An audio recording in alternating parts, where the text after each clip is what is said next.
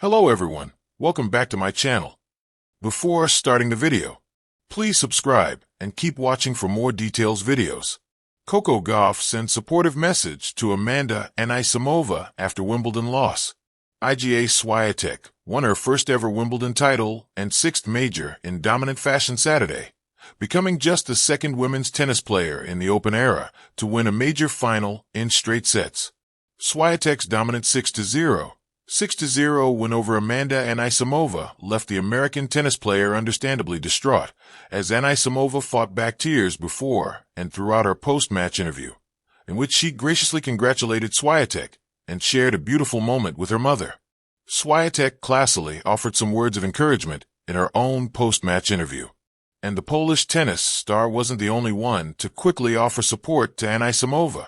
Two-time major winner Coco Gauff, the top-ranked American women's tennis player, took to X and offered her own support to her fellow countrywoman shortly after the match.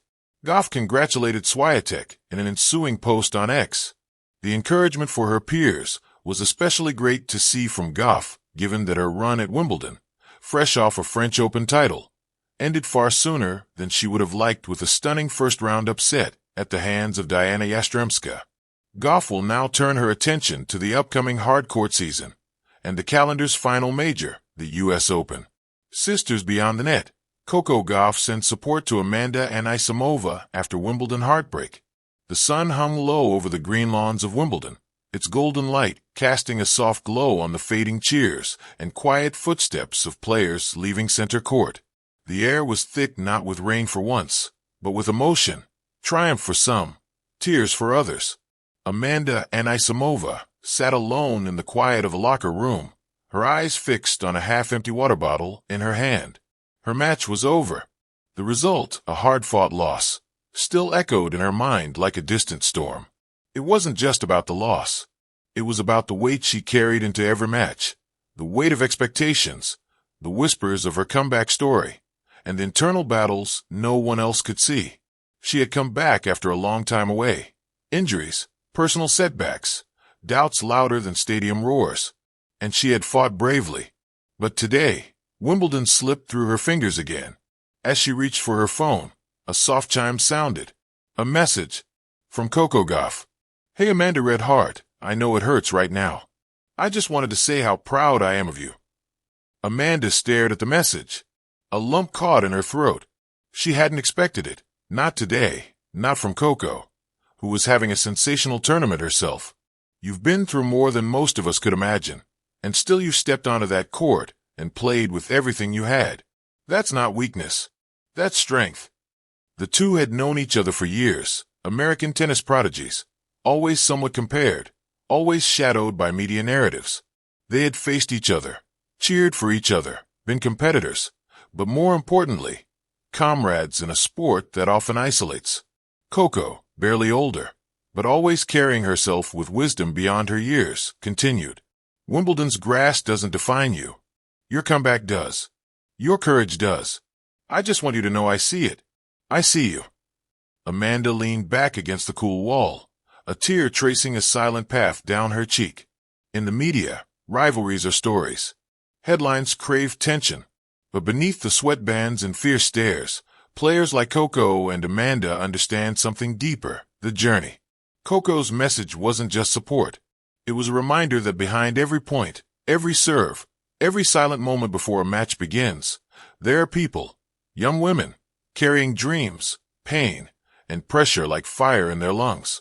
Flashback, the roots of their bond. Back in 2017, at a junior tournament in Florida, Amanda and Coco had crossed paths for the first time. Amanda, taller and more advanced at the time, had given Coco a quick smile before their match. Coco lost that day. She was only 13. After the match, Amanda had leaned over the net and said, "You're going to be scary good one day." Coco never forgot that. Years later, when Coco stunned Venus Williams at Wimbledon and Amanda made a deep run at Roland Garros, the headlines exploded. The next generation of American tennis. But what those headlines never captured was the mutual respect between them, the late-night texts, the shared frustrations about media pressure, the laughs in hotel hallways, the comforting silence after tough losses. Back to present. The message that sparked a movement. Amanda replied slowly, each word a release. Coco, thank you. I didn't expect to cry more today, but here we are. I really needed this. Coco replied almost immediately. You don't have to be perfect. You just have to keep showing up. That's what makes you a champion. And you're not alone. The message soon made its way into the public eye. Not because Coco posted it, but because Amanda later shared a screenshot in an Instagram story, captioning it. This meant the world to me today. Thank you for being more than a tennis player at Coco Gauff. Thank you for being a friend. What followed was an outpouring of support from fans, fellow players, and even legends of the sport. Billie Jean King reposted Amanda's story, writing, "This is what sport should be. Lifting each other up. Beautiful moment between two incredible young women." Venus Williams commented, "Proud of both of you. Grace and strength and kindness." Naomi Osaka chimed in too, tweeting, "Normalize supporting your rivals. That's the real win." The message behind the message. In a world that often sees women in competition as catfights waiting to happen, Coco's gesture was quietly revolutionary. She reminded everyone that empathy isn't weakness, that checking on someone after a loss can matter more than celebrating a win. Even at the highest level, with global eyes watching, the human connection matters more than trophies. Amanda would later say in an interview, "I almost didn't come back to tennis. I didn't think I had it in me. But that message from Coco, it reminded me that even when I feel like I'm losing, I'm still inspiring someone just by trying. That changed something in me." A legacy beyond titles. Coco Gauff will undoubtedly have many titles in her career. She already has a US Open under her belt. But moments like this, quiet, private, kind, are part of a different legacy. A legacy that says, you can be competitive and compassionate. You can be fierce and soft. You can lose a match and still win the moment. In the end, Amanda stood up, wiped her eyes, and stepped out of the locker room with her head just a bit higher. Not because the scoreboard changed, but because someone reminded her that her story still mattered. And as for Coco, she continued her Wimbledon run with the same fire, but also with a heart big enough to light the way for others. "We may stand on opposite sides of the net," she once said in an interview, "but we're all trying to survive the same storm." The early evening sun cast long shadows across the Wimbledon grounds. The air still hummed with the energy of center court, strawberries and cream, polite applause, and the unmistakable sigh of history breathing through every blade of grass. Amanda Anisimova sat alone on the players' balcony, her legs pulled up on the bench, racket bag beside her, still unzipped. The sting of the loss was fresh. The match had been close, tighter than the scoreboard would ever say. A few points, a few moments, and it all unraveled. She stared out across the courts, eyes glossing with fatigue more than tears. Wimbledon had always been sacred to her, ever since she was a teenager watching reruns of Venus and Serena Williams with her father. She had dreamed of lifting that gold plate in the white dress, her name echoing through the All England club. But today was not that day. And somehow, that truth felt heavier than ever. She didn't hear the footsteps behind her until the voice came, light but steady. "You fought like hell out there." Amanda turned. It was Coco Gauff, still in her match attire, her braids tied back, sweatband looped over one wrist. There was no pity in her voice, just understanding. Amanda gave a weak chuckle. Didn't feel like it. Coco sat beside her without asking, her presence quiet and calm. "I saw it. We all saw it. You held yourself with more fight and more grace than most ever will." Amanda looked down at her hands.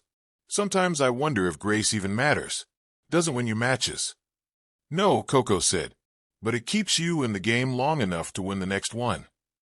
There was silence for a while, the kind of silence that only comes when you don't need to fill it.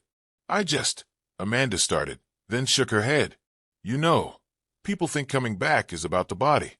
Rehab, representatives' drills. But it's not. It's your head, your heart. After everything, after my dad, the injuries, the time off, I finally start to believe again, and then I lose like this. And it's like, why did I ever think I could come back at all?" Coco looked at her friend, her peer, and in many ways, her mirror. Amanda wasn't just another player on the tour. She was one of the few who truly understood the weight Coco carried, the pressure of rising young, the burden of expectations, and the private griefs carried silently between tournaments. So Coco spoke softly, but clearly. You're here. That's why. You made it back here. On your own terms. After all of it. Amanda looked away. And what if that's not enough? It is. The two sat, watching the sun melt behind the grandstand. It painted the court in gold. The kind of gold that made even loss feel cinematic. Coco pulled out her phone, hesitated, then handed it to Amanda. On the screen was a video from a young girl, maybe 10, maybe 11, practicing a backhand on a clay court somewhere in Florida. The caption read, "I want to be like Amanda Anisimova one day. She's so strong." Amanda watched it twice, then a third time. "Where'd you get this?" "I follow her coach," Coco said. "She's obsessed with you." Amanda blinked, smile creeping across her face for the first time since the match ended. "That's insane." "No, that's tennis. We all think we play for titles, but we're really playing for the girl watching from the other side of the fence." Amanda leaned back against the bench, arms crossed. Coco continued, her voice softer now. "I know what it's like to lose a match that feels like the end of the world. I've had my heart broken by this game so many times. I should be tired of it. But I'm not. You know why?" Amanda waited. "Because every time I fall apart, something beautiful comes after. A better serve. A better mindset. A better Coco. This loss, it's not a wall. It's a door. You don't have to walk through it tonight, but just know it's there." Amanda bit her lip, tears threatening again, but for a different reason this time. "You always this wise." Coco grinned. "Only on grass." They both laughed. The first real laugh Amanda had let out since she walked off the court. "You're going to be back here next year," Coco said. "And I don't mean just at Wimbledon. I mean here. In the fight. In the mix. Where you belong." Amanda nodded slowly, the knot in her chest starting to loosen. It just gets so hard sometimes. All the noise. The expectations. The people who write you off, or worse, pretend they care when they're just waiting to call you a disappointment.